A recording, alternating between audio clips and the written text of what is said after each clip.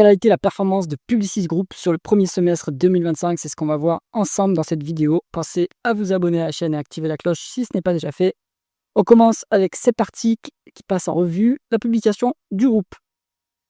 Le 17 juillet, le géant français de la communication et de la publicité, Publicis, a publié ses résultats du premier semestre. Le groupe, dirigé par Arthur Sadoun, a affiché une croissance organique de 5,4% sur les 6 premiers mois, portée par un deuxième trimestre particulièrement dynamique à 5,9%, dépassant son propre rythme de croissance quinquennale de 4,7%.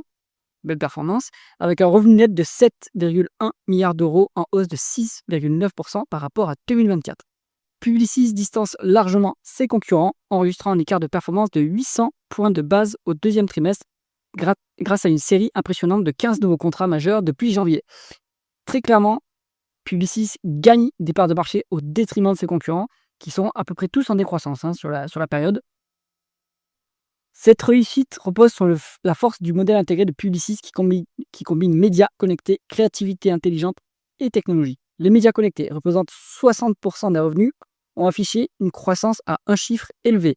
Ils disent, donc c'est high single digit en anglais, dopé par l'échelle mondiale et les données propriétaires d'Epsilon. La créativité intelligente, pesant 25% des revenus, a suivi le même rythme, porté par des gains de contrats et une expansion dans la production. Même le segment technologique, incarné par Publicis Sapiens, 15% des revenus, a retrouvé des couleurs au deuxième trimestre avec une légère croissance positive, malgré un environnement prudent dans le consulting IT. Donc ça, je vous en parle assez souvent sur la chaîne. Tout ce qui est ESN, consulting, c'est plutôt en bas cycle, c'est plutôt en difficulté, et pourtant, la branche consulting IT de Publicis s'en sort plutôt pas mal. Donc, belle performance. C'est aussi encourageant, à mon avis, pour les autres ESN qui devraient pouvoir se reprendre par la suite. Géographiquement, le groupe croît partout. 5,3% aux États-Unis, ce qui représente 58% des revenus, 3,7% en Europe, plus 5,3% en Asie-Pacifique, avec une Chine à 7,1%. Belle performance. Belle performance, la Chine a complète difficulté sur tous les marchés, dans la plupart des publications, mais là, ça se passe plutôt bien pour Publicis. Plus 10,1% au Moyen-Orient et Afrique, et un impressionnant 23,6% en Amérique latine, boosté par l'inflation argentine. Donc ça, c'est une croissance nominale, il faut retraiter évidemment. Il faut regarder plutôt en volume comment ça se passe, pour avoir une idée plus claire. Mais bon, en tout cas, belle performance géographiquement et aussi par segment. Allez, côté rentabilité, Publicis a relevé son taux de marge opérationnelle à un record sectoriel de 17,4% contre 17,3% en 2024, avec une marge de 1,2 milliard d'euros en hausse de 7,1%. Cette performance est d'autant plus remarquable que le groupe a continué à investir massivement avec 55 millions d'euros dans l'intelligence artificielle et 63 millions en coûts de restructuration pour moderniser ses talents, pour moderniser ses équipes. Le rendement des fonds propres, ROE, s'améliore, atteignant environ 17,1% annualisé. C'est énorme, soit dit en passant. C'est plutôt bon, contre 15,8% un an plus tôt, reflétant une meilleure utilisation des capitaux malgré des ajustements monétaires défavorables. Tous ces grands groupes sont affectés évidemment par les variations d'échange. La génération de cash reste un point fort, avec un free cash flow avant variation du besoin en fonds de roulement de 828 millions d'euros. Alors ça, c'est un peu du bullshit. Un free cash flow se calcule après variation du besoin en fonds de roulement, après le BFR. Mais bon, au moins ils peuvent comparer. Ils comparent par rapport à ce qui est égal une même métrique pour pouvoir la comparer d'année en année. Donc là, en augmentation, grâce à une hausse de 100 millions de l'EBITDA. Sur 12 mois, ce flux est estimé à 1,9 milliard d'euros, soutenant une politique généreuse envers les actionnaires, 903 millions d'euros de dividendes et 149 millions de rachats d'actions au premier semestre 2025.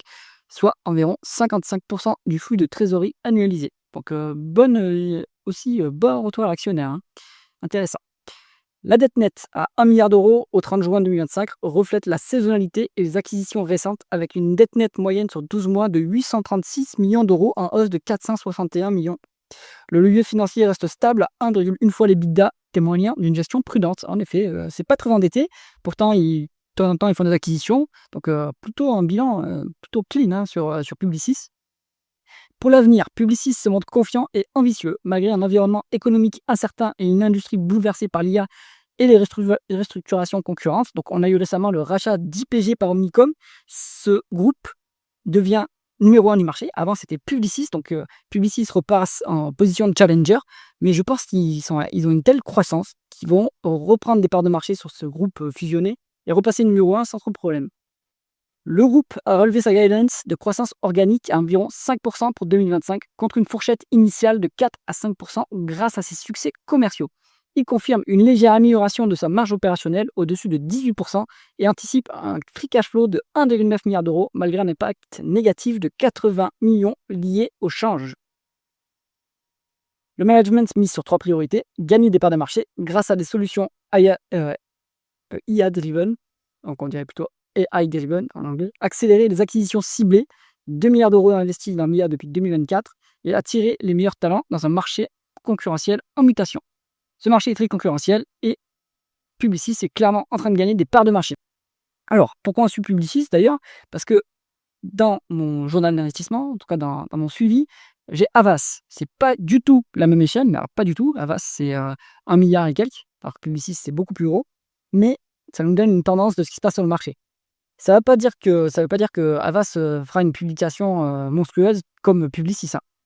Mais, enfin, je dis ça parce que Publicis gagne des parts de marché assez violemment sur ses concurrents, mais les concurrents, eux, ils sont en mauvaise forme. Donc, c'est plutôt un marché, un jeu à somme nulle, hein. C'est-à-dire que Publicis prend des parts de marché sur un marché qui n'est pas en forte croissance. Donc, méfiance quand même, mais en tout cas, c'est le signe qu'on peut s'en tirer, on peut s'en sortir avec la bonne stratégie dans ce marché.